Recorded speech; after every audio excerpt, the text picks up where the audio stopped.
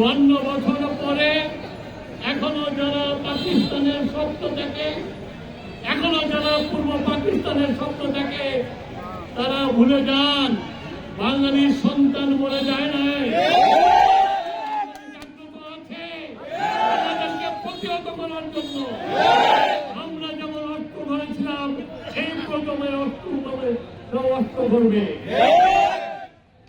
আওয়ামী লীগ অকাজ করে গেছে বলে মুক্তিযুদ্ধকে তোমরা খতম করার চেষ্টা করবা, সেটা হতে দেব না।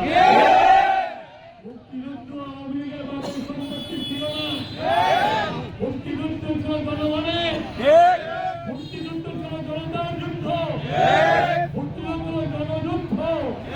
সেখানে কৃষক ছিল, শ্রমিক ছিল, কামার ছিল, কুমার ছিল, ছিল সাধারণ মানুষ ছিল। এই সাধারণ মানুষের যুদ্ধ করে যারা কটাক্ষ করে তাদেরকে উচিত জবাব দিবে। যারা যুদ্ধ করেছে তাদের উষ্ণবন্ধা তারা বুড়ো হয়ে যেতে পারে, তাদের সন্তানরা বেঁচে আছে, সরকার করলে তারাও যুদ্ধ করবে। হাসিনা ব্যবহার করেছে জনগণের সম্পদকে, জনগণ হাসিনাকে বিদায় করেছে, তাদের সম্পদ তো ছাড়ে নাই।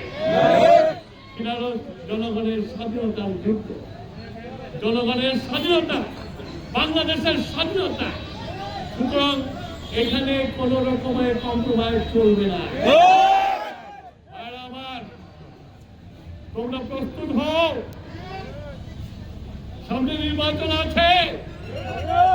সকল স্বাধীনতাকামী মানুষ যারা আমাদেরকে পরাধীন করতে চায় তাদেরকে ব্যালটের মাধ্যমে উচিত জবাব দিবে। আমি মনে ভুলে যাও না, তোমরা আন্দোলন করে হাসিনাকে সরাইছি, কিন্তু তার চেয়ে বড় শক্তি, বড় শত্রু কিন্তু পার হয়েছে। শুধু ঘুমায়েন না,